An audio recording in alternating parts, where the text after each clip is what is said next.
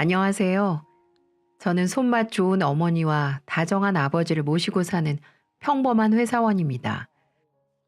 이렇게 소개하면 부모님한테 얹혀 사는 노총각 같지만 사실 전 이혼을 하고 딸아이를 혼자 키우고 있는 이웃남이기도 해요. 꽃망울이 올라오는 이맘때가 되면 다들 봄 기운을 느낄 때 전 몇 년 전 악몽이 떠올라서 괴롭기만 했어요. 그래도 지금은 시간이 좀 지나서 이렇게 사연까지 보낼 수 있을 정도로 괜찮아지긴 했죠. 부모님과도 가끔 술 한 잔에 털어버리곤 해서 어머니가 자주 드는 곳에 이렇게 사연을 보내게 됐습니다. 꽃피는 아름다운 봄을 악몽으로 만든 사람은 바로 아내라고 불렀던 사람이에요. 평범한 집안에서 자라 큰 사건 사고 없이 남들만큼 살아온 저에게 아내는 기구한 사연 하나 만들어 놓고 떠난 나쁜 년이었죠.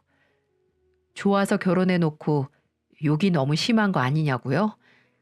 아마 끝까지 들어보시면 어떻게 애까지 낳고 잠깐이라도 살았냐고 하실 겁니다. 친구의 소개로 만난 여자친구는 참하고 바른 사람이었어요. 1년 정도 연애를 했는데 이혼 당시의 모습은 상상도 못할 정도로 천상 여자였죠. 심성이 곱고 착해 보이는 그런 사람이었습니다. 한 번은 어떤 일이 있었냐면요. 옷가게를 운영했던 제 여자친구가 생일이었던 날이었는데 저는 깜짝 놀래켜 주려고 몰래 간 적이 있었습니다. 근데 여자친구가 가게에서 박스를 한가득 들고 나오고 있는 게 아니겠어요? 모아두기라도 한 듯 많은 양의 박스를 들고 나와서 가게 앞에 있던 할머니 리어카에 무겁다며 일일이 실어주는 모습이 보였어요. 아유, 사장님, 매번 고마워요. 아니에요. 이번에는 택배 상자가 얼마 없는 것 같아서 제가 다 죄송하네요. 아니에요. 매번 이렇게 챙겨만 줘도 고맙지. 그런 말씀 마세요. 그리고 이거 날도 더운데 음료수 한 잔 드시고 가세요. 이마에 땀도 많이 흘리셨는데 제가 수건 갖다 드릴 테니까 잠시만요. 저는 아내의 이런 모습을 보고 확신을 했던 것 같습니다. 본인보다 더 힘든 사람들에게 따뜻하게 배려를 해주고 챙겨주는 모습, 남자친구인 제가 봐도 참 존경스러워 보일 정도였죠. 알고 보니 그간 택배로 옷가게 진열할 새 옷들을 받고 나면 남는 박스를 다 모아서 폐지 줍는 할머니께 드리고 있었던 거였습니다. 할머니는 그 박스로 조금이나마 작은 푼돈이라도 벌 수 있었던 거고요. 요즘 세상에 어른까지 공경할 줄 아는 여자를 만나 행운이라고 생각했죠. 착하고 예의까지 바른 사람과 평생을 함께 하겠다고 다짐했어요. 그리고 하늘에서도 저의 다짐을 알아준 듯 연애 1년 만에 부끄럽게도 아이가 생겼고 계획보다 빨리 결혼을 준비하게 됐습니다. 그런데 기뻐하는 저와 달리 여자친구의 표정은 날이 갈수록 어두워졌어요. 처음에는 예상 못한 임신 때문에 심란해서 그런가 했죠. 상견례 날짜를 잡고 이런저런 얘기를 하는데 여자친구가 갑자기 눈물을 보였어요. 제가 당황해서 여자친구를 안고 달래주며 물었습니다. 요즘 무슨 일 있어? 안색도 안 좋고 몸이 안 좋은 거 아니야? 그건 아니고 나 오빠한테 말 못한 게 있어. 다 말해봐. 우리 사이에 못할 말이 어딨어. 제 품에 안겨 울던 여자친구는 잠시 뜸을 들이더니 눈물을 닦고 저를 보고 말했습니다. 나 사실 부모님 이혼해서 따로 살아. 저는 처음 듣는 이야기에 조금 놀랐어요. 급하게 결혼을 준비하게 됐으니 서로의 집안에 대해 충분히 얘기할 틈이 없었죠. 그래도 전 괜찮았습니다. 그런 상황에서도 바르게 자라준 사람이라 생각하니까 더 책임감이 느껴졌어요. 앞으로 남은 생은 제가 옆에서 든든히 지켜줄 거라고 다짐했고 우는 여자친구에게 당당히 말했습니다. 그런 걸 뭐하러 그렇게 힘들게 말해. 괜찮아.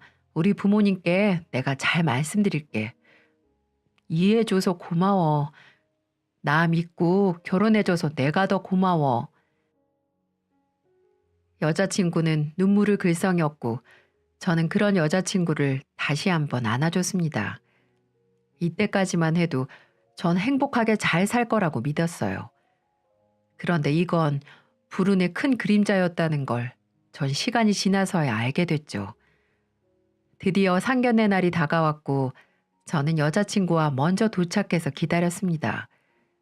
그날따라 유독 초조해 보였는데 긴장을 해서 그런가 했죠.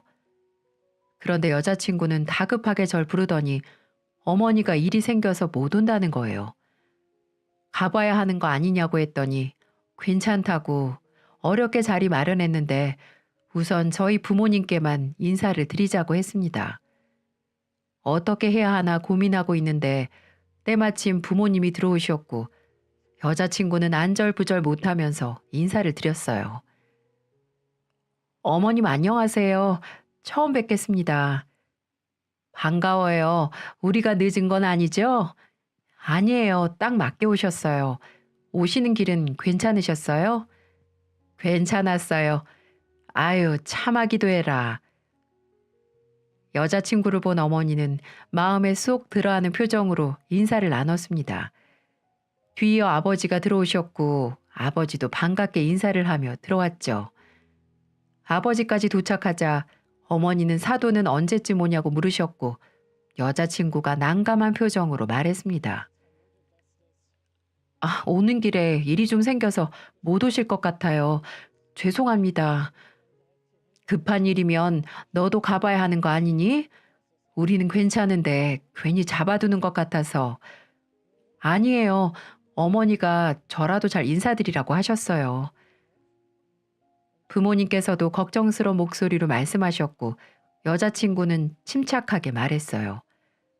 어쩔 수 없이 그날은 저희끼리 저녁 식사를 하게 됐죠. 이런저런 이야기를 하며 부쩍 친해진 것 같았어요.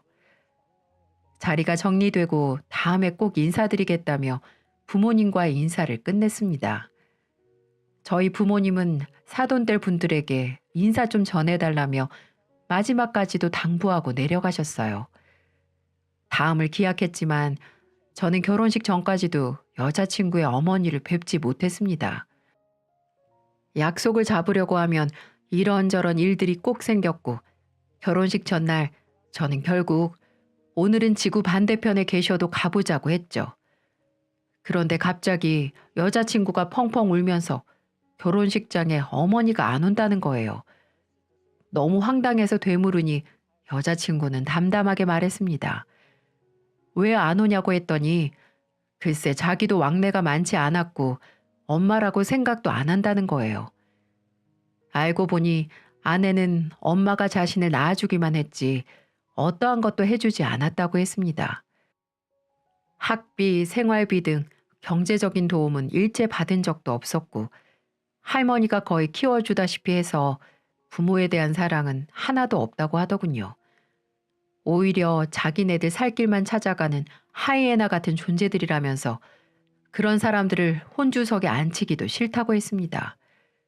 심지어는 결혼식을 참석할 테니 500만 원만 빌려달라고 했다고 하더군요. 저는 그 소리를 듣고 기겁을 하고 말았죠. 어떻게 남도 아니고 당신 딸에게 이렇게 매정하게 나올 수가 있는지, 그동안 왜 아내가 부모님을 보여주지 않고 슬슬 제 눈치를 봐가며 피했는지 이해가 됐습니다. 저는 그런 아내를 꼭 안아주며 앞으로 내가 지금까지 사람들에게 받지 못한 사랑 채워줄 거라면서 안심을 시켜주었죠. 그러면서 제게 조심스럽게 한 가지 제안을 하더라고요. 그래서 그런데 혼주석 비우면 남들이 이상하게 생각할 거 아니야. 당신 식구들도 많은데 날 뭘로 생각하겠어. 그래서 요즘 나 같은 고아나 다름없는 사람들이 연기자를 써서 혼주석에 앉히고 한다고 하더라고. 미안한데 그렇게 해주면 안 될까? 굳이 그렇게까지 할 필요가 있어? 우리 그냥 당당하게 식 올리면 안 될까? 내 마음 모를 거야. 만약에 우리 부모님이 돌아가셨다고 하면 당당하게 그렇게 하겠는데 두 사람이 눈 딱하니 살아있는데 그럼 뭐라고 생각하겠어. 얼마나 집안이 콩가루 집안이면 딸 결혼식에도 안 오냐고 손가락질 할 거 아니야. 생각만 해도 끔찍해. 내 마음 좀 이해해 주면 안 될까? 전 아내의 이런 모습에 황당했지만 오죽하면 그럴까 싶어 동의를 해주었습니다. 가장 행복한 날이라는데 생각만 해도 끔찍하다는 말을 듣고 어떻게 싫다고만 하겠어요. 저는 여자친구를 이해하기로 했습니다. 생각해보니 축하만 받아도 부족한 날 비어있는 혼주석을 보고 뒷말이 얼마나 많겠어요. 그래서 저는 여자친구의 뜻에 따르기로 했죠.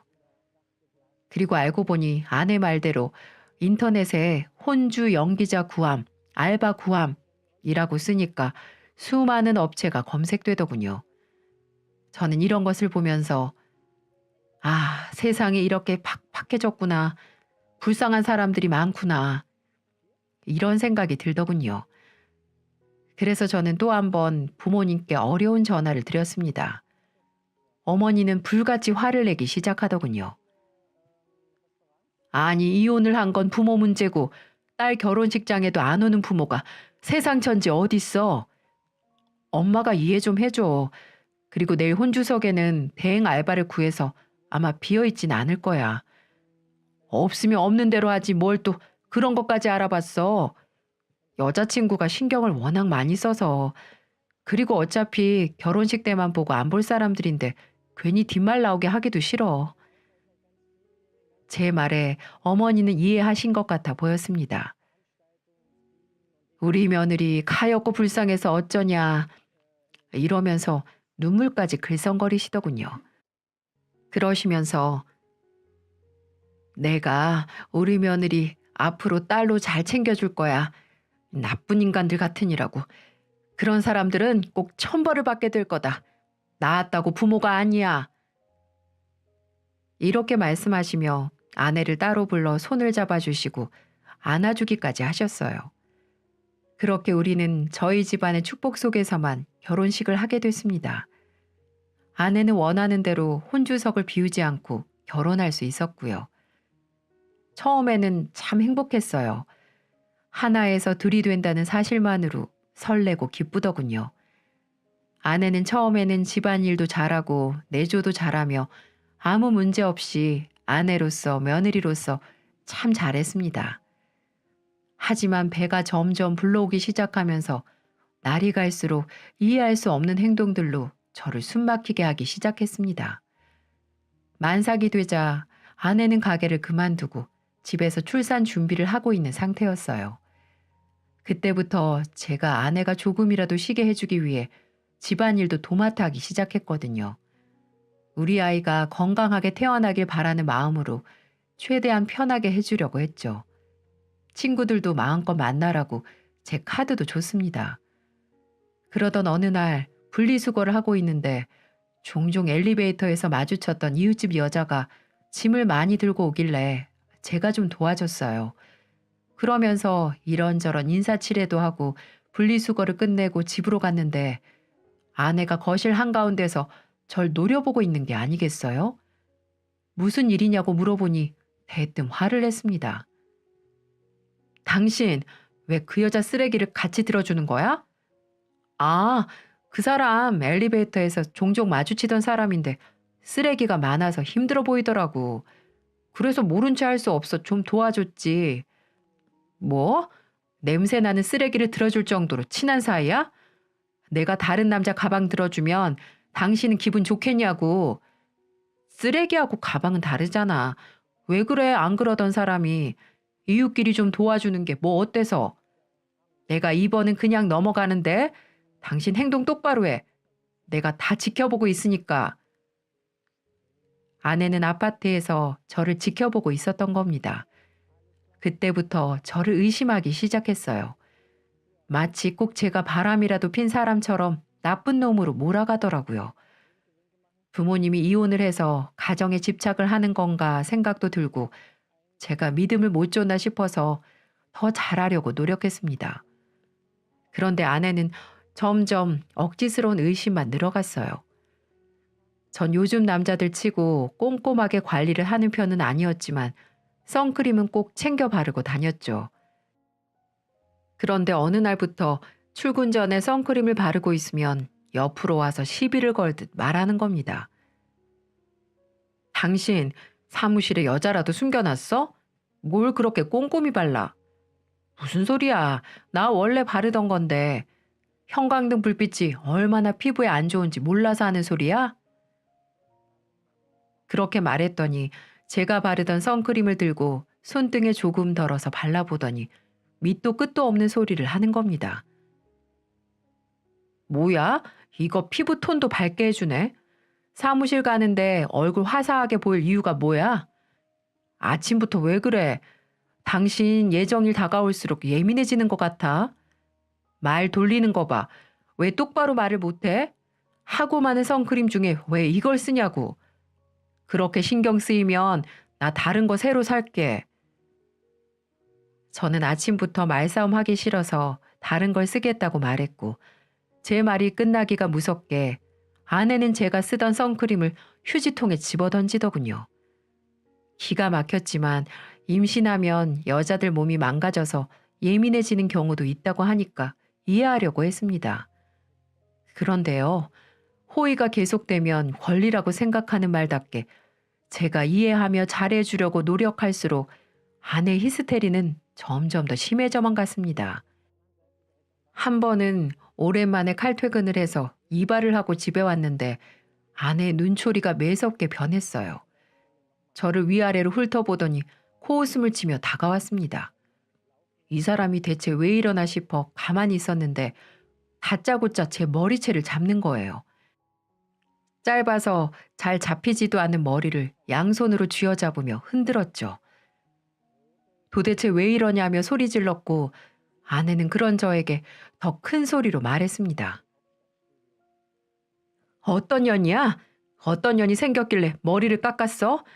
나 미치는 꼴 보고 싶어서 그래? 왜 그래 당신? 이것 좀 놓고 말해.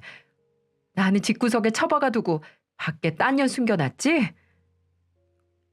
저는 아내한테 잡힌 머리채를 빼냈고 아내의 손을 꽉 잡았습니다.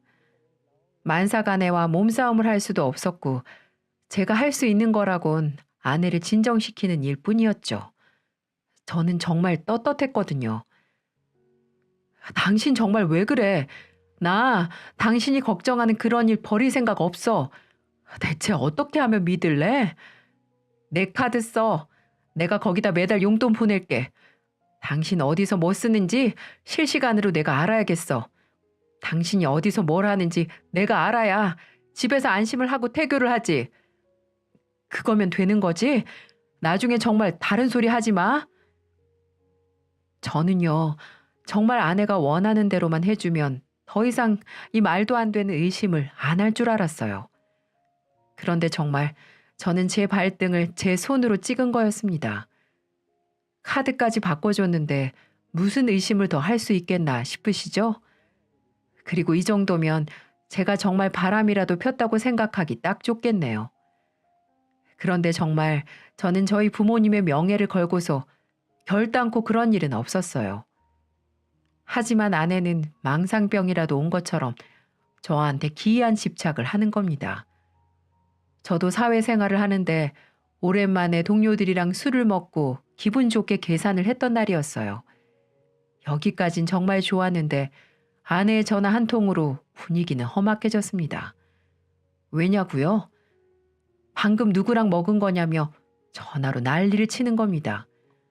목소리가 어찌나 큰지 전화기 밖으로 다 들릴 정도였어요. 선배 보기 민망했는데 선배는 괜찮다며 전화를 바꿔들었죠. 재수 씨, 저 직장 선배입니다. 정말 둘이 있는 거 맞아요? 옆에 누가 더 있는데 둘이 짜고 치는 거죠? 아니에요. 둘이 술 한잔하면서 제가 예비 아빠 교육을 좀 했습니다. 제가 믿을 수가 있어야죠. 둘이 한 통속인지 제가 어떻게 알아요? 선배는 아내의 쏘아붙이는 말에 당황했고 전 너무 민망해서 전화기를 다시 바꿔들었고 집에 가서 말하자며 끊어버렸죠. 정말 면목이 없어서 선배에게 미안하다며 연신 사과를 했고 그날도 집에서 의미 없는 말싸움을 하다 다른 방에서 잠이 들었어요. 만삭의 아내랑 싸우고 싶지 않은데 자꾸만 이런 일이 생기니 답답했어요. 퇴근 후 집으로 가는 걸음이 무거웠고 속상해서 혼자 와인바에 가서 술을 먹은 날이 있었어요. 제가 소주나 양주를 잘 마시지 못하던 터라 간단히 와인 한 잔하고 들어갈 참이었죠. 어디부터 잘못된 걸까 생각도 해봐도 답도 안 나오고 그렇게 한두 시간 마시다 생각만 많아진 채 집으로 돌아갔습니다. 그런데 집에 가자마자 아내가 너 아주 잘 걸렸다는 표정으로 절 째려보고 서 있는 거예요. 왜 그러나 물어보니 하는 말들이 가관이었어요. 오늘 모텔 갔었지? 이제는 아주 당당하게 가네? 또 무슨 소리야. 우리 제발 그만하자. 나 너무 지치고 힘들다고. 당신이 그렇게 추궁하고 믿지 못하면 어떻게 살라는 말이야 정말. 뭘 그만해? 와이 로프탑은 뭐야? 모텔 이름이잖아. 이래도 발뺌할 거야? 아니야, 아니야. 거긴 내가 가끔 가는 와인바라고. 제발 좀 믿어주라. 미치겠다 정말. 알고 보니 제 아내는 제 카드 내역서를 일일이 확인하고 있었던 겁니다.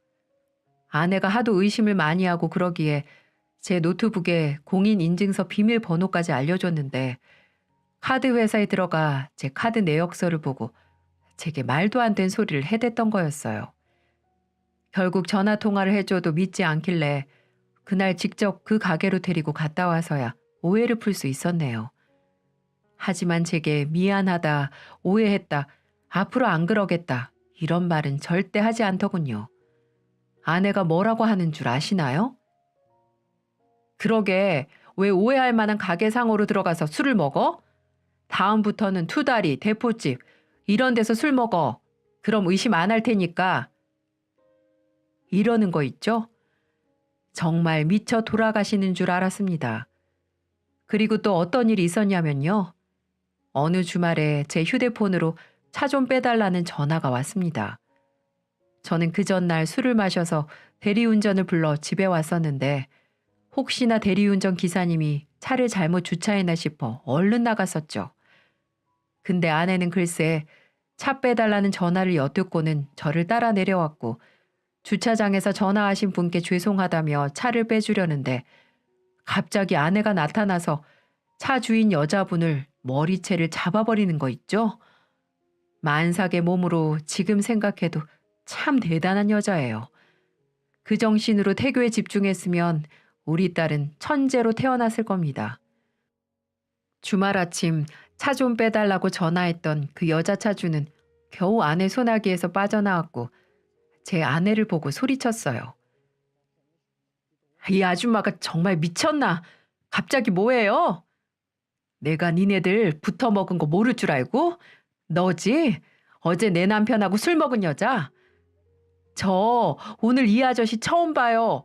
도대체 뭐 하시는 건데요? 아직도 정신을 못 차렸네.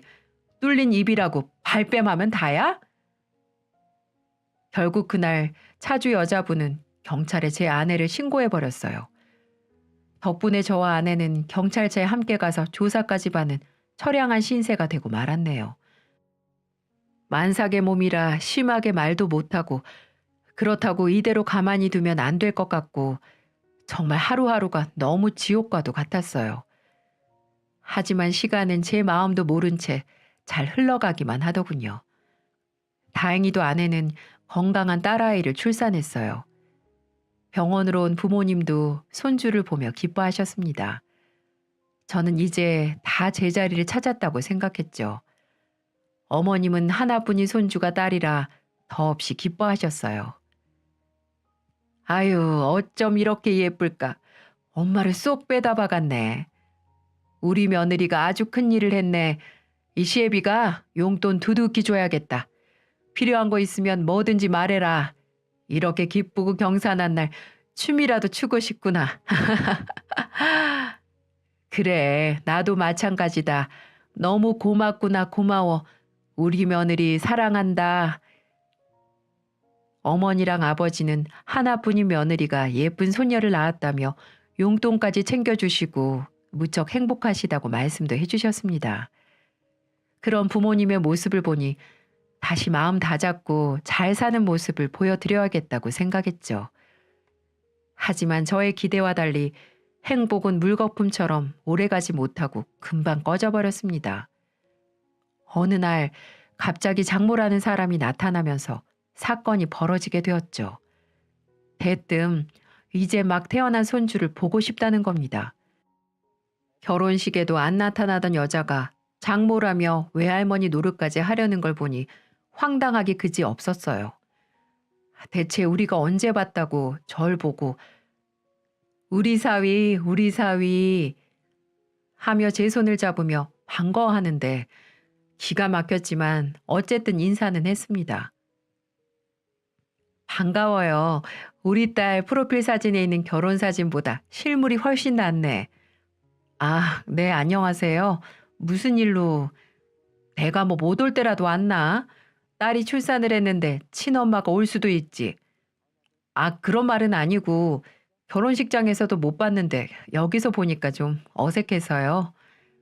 뭐 그거야 차차 친해지면 될 일이고 내가 딸 하나는 예쁘게 잘 낳았어. 애 낳고도 저렇게 예쁜 사람 없다. 원래 남자들 여자 애 낳고 나면 아내가 여자로도 안 보인다며. 초면에 장모님이라고 부르기도 어색한데 말도 안 되는 소리 하실 거면 들어가 볼게요. 그렇게 다시 아내한테 가려는 제 옷을 붙잡는 거예요. 그러고는 저를 잡아 끌며 이야기했습니다. 아유, 성질 급하기는 다른 게 아니고 나 2천만 빌려줘. 아니, 다짜고짜 나타나셔서 그게 무슨 말씀이세요? 내가 우리 딸 예쁘고 곱게 낳아줬고 게다가 이렇게 건강한 손주까지 보게 해줬는데 내 공도 인정해줘야지. 정말 기가 막혔죠. 그런데 사람들 왔다 갔다 하는 병실에서 상도덕도 없는 아줌마랑 무슨 말을 하겠어요. 그리고 여기서 입 잘못 열었다가는 머리채를 잡힐 것만 같았습니다. 일종의 트라우마였나 봐요. 마침 내일 퇴원이라 짐 정리도 해야 되고 정신없어서 일단 내일 연락드리겠다며 택시비 2만 원을 드리면서 먼저 가라고 했습니다. 장모는 내일은 제가 돈 줄 거라 생각했는지 콧노래를 부르며 택시를 타고는 신나서 집에 가더군요. 다음 날 퇴원을 마치고 집에서 쉬고 있는데 어김없이 장모한테 전화가 왔습니다. 집에 잘 왔냐, 애는 어떠냐 묻지도 않고 돈 얘기를 바로 꺼내시더군요. 엄마 노릇도 제대로 안 하던 사람이 외할머니 노릇이라고 하겠어요? 처음부터 기대도 안 했고 아내도 평소에 엄마라면 치를 떨어서 제가 싹을 잘라야겠다 싶었죠. 우리 딸한테 이런 외할머니를 보여줄 순 없잖아요. 저는 다른 방으로 가서 아내 몰래 장모 전화를 받았습니다. 사위, 내 목소리 기억하지? 돈은 준비됐어? 내가 좀 급한데. 저기요, 아줌마. 딸이 애 낳고 집을 왔으면 잘 왔는지 손주는 어떤지 묻는 게 순서 아닌가요? 아줌마? 지금 장모한테 무슨 말본세야? 내가 다 물어보려고 했어. 결혼식장에서도 전 뵌 적이 없는데 어떻게 장모예요? 기가 막혀서 없으면 없다고 해. 괜히 객기 부리네. 어디서 돈 냄새 맡고 기생하려고 찾아왔으면서 뭐가 어쩌고 저쩌요? 너 지금 말 다 했어? 기생? 미친놈이 너 말 다 했어? 적당히 하세요. 나이 들어서 이러는 거 추하니까요. 이제 저도 할 말 없고 다시는 제 와이프랑 우리 딸 앞에 나타나지도 마요. 저는 이렇게 하고 싶은 말을 전부 쏟아내고 시원하게 전화를 끊었습니다. 뻔뻔하게 갑자기 나타난 꼴이 한 번 주면 계속 나타날 것 같아서 아예 차단해버렸죠. 전화를 끊고 나오는데 아내가 앞에 서 있었습니다. 아내는 기가 막히다는 표정으로 절 보면서 말했죠. 이게 무슨 황당한 시츄에이션인지 지금 생각해도 부글부글 끓는 것만 같네요. 당신 웃긴다. 우리 엄마한테 뭐 하는 짓이야? 엄마? 평소에 나보다 더 욕하던 사람이 당신이잖아. 꼴도 보기 싫다며. 욕해도 내가 욕하는 거랑 당신이 욕하는 게 같아? 지금 우리 집 콩가루라고 무시하는 거지? 장모님이 갑자기 나타나서 돈 빌려달라고 하는데 그럼 그걸 고분고분 듣고 있냐? 맞네. 없는 집구석이라고 무시하는 거. 그런 당신 집도 그렇게 넉넉한 건 아니잖아. 진짜 왜 그래? 우리 딸도 태어났는데 밑도 끝도 없이 트집 잡는 거 그거 좀 그만해. 저는 이제 지칠 대로 지쳐버려서 아내한테도 말이 곱게 안 나오는 지경이 되었습니다. 머리가 지끈지끈거렸죠. 엄마 같지도 않다고 욕할 때는 언제고 안 도와줬다고 무시했다고 난리. 어느 장단에 맞추라는 건지 미치고 팔짝 뛰겠더군요. 그래도 자기 낳아준 사람이라고 정이라도 있었던 건지 그때는 머리가 너무 아파서 그런가 하고 넘겼죠. 아내는 그날 이후로도 계속 눈에 보이는 대로 트집을 잡았습니다. 정말 뭐에라도 홀렸나 싶었죠. 임신했을 때는 의부증으로 사람 미치게 하더니 애 낳고 집에 오니까 사사건건 시비였습니다. 한 번은 부모님이 아내 입으라며 옷을 사서 보내셨는데 글쎄 자기를 무시했다는 거예요. 내가 옷가게 해봐서 아는데 이거 진짜 얼마 안 해. 이건 나를 무시하는 거지. 생각해서 보내셨는데 무슨 말이 그래. 당신 생각해서 보내주신 거잖아. 그럼 제대로 전해드려. 나 이런 시장통에서 파는 옷 안 입는다고. 됐어, 입지 마. 내놔. 편하게 입으라고 사다 줘도 이러면 어쩌자는 거야? 저는 아내가 들고 있던 옷을 뺏어 들고 옷장에 신경질적으로 던졌습니다. 어디부터 잘못된 건지 답답했고 방법을 모르겠더라고요. 아무래도 산후 우울증인가 싶기도 했고요. 여자들 아이 낳고 힘들면 우울해진다는데 편히 쉬고 올 친정도 없으니 시댁을 가려고 계획을 세웠습니다. 마침 엄마 생신이라 전라도에 계시는 부모님 댁에 내려갔습니다. 평소 음식 솜씨도 좋으셨고 김치를 만들어서 근처 마트나 반찬 가게로 납품할 정도로 손맛이 좋으세요. 부모님은 오랜만에 아들 부부가 오는데 손녀딸까지 온다고 한 상 차려두고 저희를 맞이해 주셨어요. 현관까지 나와서 짐을 받아들고 반가워하셨죠. 우리 아들 며느리 왔네. 오느라고 수고했어. 애까지 챙겨오려니까 짐이 많지? 어머니는 아내를 보며 말했는데 아내는 들고 있던 짐을 바닥에 탁 내려놓고는 목례만 슬쩍 하더니 집으로 들어가 버린 겁니다. 엄마는 이건 뭐지 황당한 표정이셨고 옆에 있던 아빠도 당황스러워한 건 마찬가지였어요. 이때 머리채라도 잡고 부모님 댁을 못 들어가게 했어야 했는데 이제 와서 후회스럽네요. 그리고 먼저 애만 안고 기어들어간 아내는 뭐하고 있는 줄 아세요? 거실에 정말 입이 떡 벌어질 만큼 차려두셨는데 정중앙에 앉아서 혼자 밥을 먹는 거예요. 애는 쿠션에 눕혀둔 채로 말이죠. 그놈의 입은 먹을 때만 입이었습니다. 두 분은 며느리가 많이 배가 고팠구나 하며 멋쩍게 앉으셨어요. 참 민망하더군요. 여기서 아내의 만행이 끝이라면 사연을 쓰지도 않았네요. 점심을 다 먹고 나서부터는 더 막장이었죠. 보통 시어머니가 한 상 차리면 말이라도 자기가 치우겠다고 하지 않나요? 편히 쉬라고 했어도 제 와이프는 먹자마자 소파로 올라가 드러눕는 겁니다. 그렇게 눕자마자 한다는 소리가 더 막장이었네요. 어머님, 제가 요새 애랑 씨름을 했더니 너무 피곤해서 손 하나 까딱 못하겠어요. 그래, 그럼 쉬어야지. 애는 뱃속에 있을 때가 편하긴 하지. 신경 쓰지 마라. 내가 치울게. 어머니는 당황하신 것 같았는데 이미 누운 채로 떠들고 있는 거예요. 저는 와이프의 행동에 화가 났고 부모님이 부엌으로 가시자마자 아내한테 말했습니다. 당신 대체 왜 그래? 여기 오는 내내 화난 사람처럼 말도 안 하고 그때 옷 때문에 그래? 생각해보니까 다른 며느리들은 애 낳으면 현금도 턱턱 준다는데 나는 꼴랑 300만 원 받고 미역국 먹었잖아. 당신 내 친구 알지? 걔는 7천만 원짜리 차 뽑아줬더라. 요즘 그게 대세라는데 난 시장 구석에 파는 옷이나 받고 아휴 며느리 대접도 안 해주는데 나라고 시댁 와서 체면 차려야 되나 싶네. 맞습니다. 저희 아버지가 300만 원밖에 안 줬다고 입을 대빨 내놓고는 시위를 한 거였어요. 저희 찢어지게 가난한 것도 아니에요. 어머니가 하시는 김치 사업은 점점 규모가 커지고 있어서 못 준 게 아니었는데 아버지한테 왜 그것밖에 안 줬냐고 누가 그럴 수 있겠습니까? 그리고 마음이 중요한 거잖아요. 이때라도 집을 나왔어야 했는데 저는 뭣도 모르고 버티다가 부모님 가슴에 대못을 박았습니다.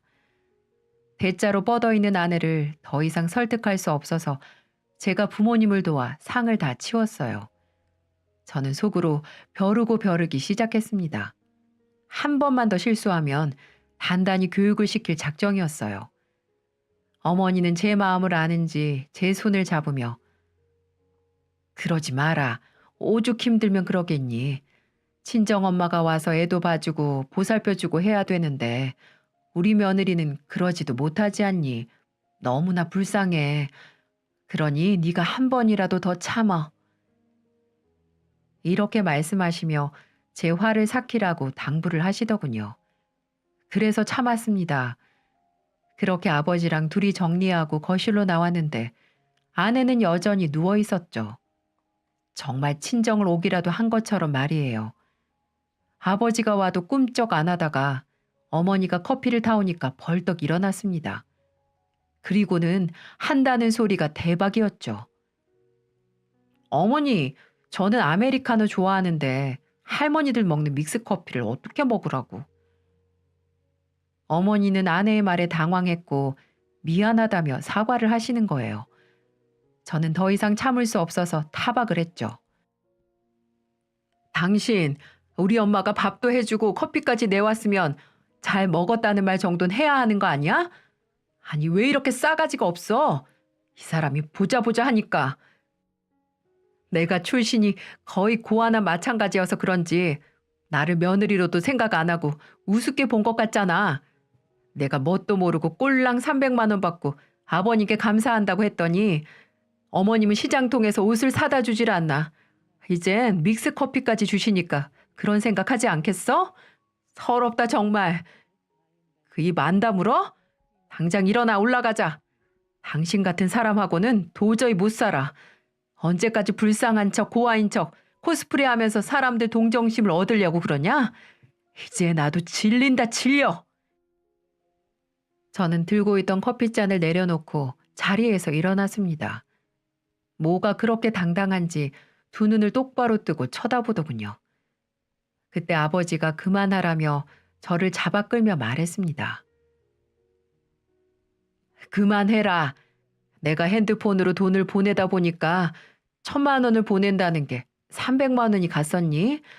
요즘 내 눈이 침침해서 그래도 오랜만에 모였는데 기분 좋게 놀다 가야지. 마음 풀고 쉬어라.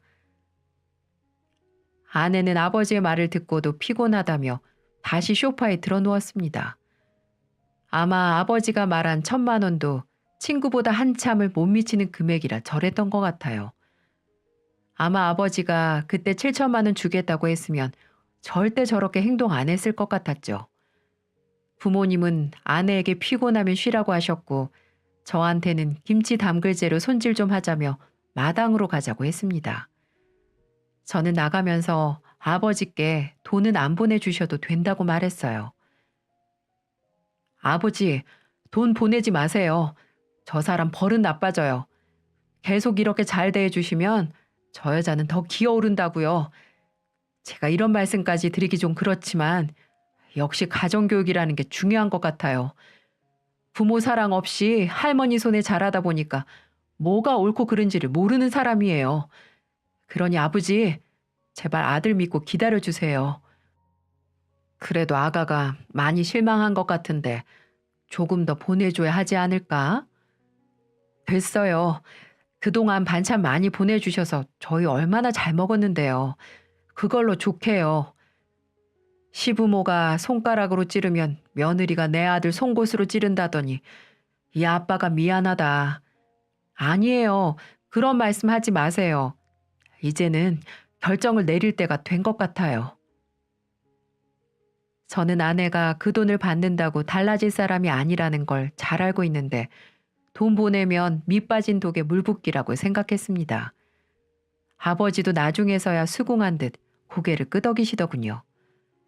참 우리 아버지 어머니는 심성이 워낙 착하신진 몰라도 아내가 살아온 과정 환경 등을 생각하시면 마음 아프시다며 뭐든지 저렇게 잘해주시려고 하셨는데 지금 생각해보면 아내가 앞으로 이런 시부모님을 만날 수 있을지 의문이 들기도 하네요. 지복을 스스로 찬 거겠죠 뭐. 아무튼 마당에서 고된 노동을 끝낸 부모님과 저는 오후 늦게가 돼서야 끝낼 수 있었죠. 어머니는 묵은지가 제대로 익었다며 묵은지 삼겹살을 해주겠다고 하셨어요. 묵은지 말만 들어도 군침이 돌았고 뒷정리는 저한테 맡기라고 했죠. 그렇게 뒷정리를 하고 거실로 가보니 방금 일어난 듯한 아내 얼굴이 보였습니다. 화는 났지만 싸워도 부모님 안 보는 곳에서 싸우자 하고 참았죠.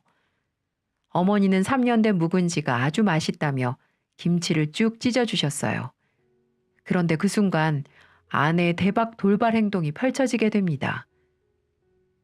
아유, 우리 며느리 일어났니? 이 묵은지 김치 아주 맛있는 거야. 자, 입 벌려봐. 내가 먹여줄게. 아, 저리 치워요. 시궁창 냄새 나게. 요새 누가 이렇게 냄새 나는 걸 먹어요? 저 거지 아니거든요? 마당에 있는 개나 주세요. 그 순간 아내가 밀친 어머니의 손이 김치통을 쳤고 그 바람에 어머니의 3년 된 묵은지가 다 엎어져 버렸어요. 기가 막히고 코가 막힐 노릇이었죠. 아버지도 화가 난 듯 소리치셨습니다. 너 시어머니한테 뭐 하는 짓이니? 그러니까 사람이 먹을 만한 걸 줘야죠. 어디 개가 먹을 만한 걸 줘요? 아우, 냄새. 그리고는 바닥에 있는 김치를 쓰레기통에 버리는 거예요. 어머니가 애를 써서 만든 김치가 눈앞에서 쓰레기통으로 들어갔고 그마저도 더러운 듯 발로 밀었습니다. 저는 그 순간 이성을 잃고 말았어요. 참지 못하고 아내의 뺨을 세차게 날려버렸죠. 야, 이 개 같은 여자야. 뭐? 엄마가 정성스럽게 준 김치를 개나 먹으라고? 그리고 감히 쓰레기통에 버려? 인연이 오냐오냐 하니까 이 세상이 다 만만해 보이지? 당장 꺼져 이년아. 너는 우리 집에서 며느리 대우받을 자격도 없는 년이야. 뭐? 말 다 했어? 그리고 감히 날 때려? 너 내가 감빵 넣어줄게. 아내는 자신의 행동에 반성도 하지 않은 채 곧바로 경찰에 저를 신고해버리더군요. 저는 폭행죄로 기쁘게 내려가던 부모님 집에서 경찰차를 타고 끌려가는 신세가 돼버렸습니다. 정말 수치스럽고 제 인생에 있어서 가장 분노가 끓는 하루였어요. 하지만 오히려 생각해보니 저를 경찰에 신고를 해준 게 잘 됐다는 생각도 들더군요. 이걸 계기로 확실히 끝을 맺을 수 있다는 생각이 들었으니까요. 자신의 불우한 가정 환경을 빌미로 우리 가족에게 상처를 주는 그년을 가만히 두면 안 된다고 생각했습니다. 그래서 저는 곧바로 이혼 소송을 걸었습니다. 그랬더니 해보라면 해보라는 태도로 적반하장으로 나오더군요. 그래, 나도 이렇게 없는 집구석에 미련 없어. 차도 한 대 못 사주면서 정말 못 살겠다. 그리고 애는 네가 키워. 결혼해야 되는데 혹 달고 어떻게 결혼해? 발목이나 잡히지. 이제야 본색이 나오네. 네 인생 안 봐도 뻔하다. 지금껏 같이 살아준 것만으로도 넌 감사하게 생각해라. 이 불쌍한 년 같으니라고. 결국 저는 양육권을 가져왔고 순조롭게 이혼을 했습니다. 갈라서고 나니까 어찌나 속이 시원하던지 저렇게 양육권 깔끔하게 포기하는 게 엄마라는 게 기가 막혔지만 인생 자체가 막장인 여자라 조금이라도 빨리 나온 게 다행이다 싶었죠. 저는 이혼하고 혼자 애를 키우려니 벅차서 고향으로 내려와 어머니의 김치 사업을 도왔습니다. 어느덧 3년이 흘렀고 입소문이 전국으로 퍼져서 이제는 대형 유통업체를 통해서 납품을 하고 있어요. 얼마 전에는 TV에도 나오셨죠. 그래서인지 주문량이 더 늘어났습니다. 제 딸아이도 어느덧 커서 재롱을 부렸고 그런 딸을 보면 하루 피로가 다 녹아내렸어요. 좋은 소식 가운데서도 간간히 이혼한 아내의 소식이 들렸습니다. 세상에, 전 아내녀는 저와 이혼한 지 3개월 만에 딴 놈이랑 살림을 차렸다고 하더군요. 하지만 아내가 만난 사람은 정상적인 사람이 아닌 걸로 보였습니다. 툭하면 그 남자에게 맞고 돈 뜯기고 생활비 한번 갖다 주지 않아 거의 거지 같은 인생을 살고 있다가 얼마 전에 이혼했다고 하더군요. 이 얘기를 누구한테 들었냐고요? 바로 당사자한테 들었으니 자세히 알 수 있었죠.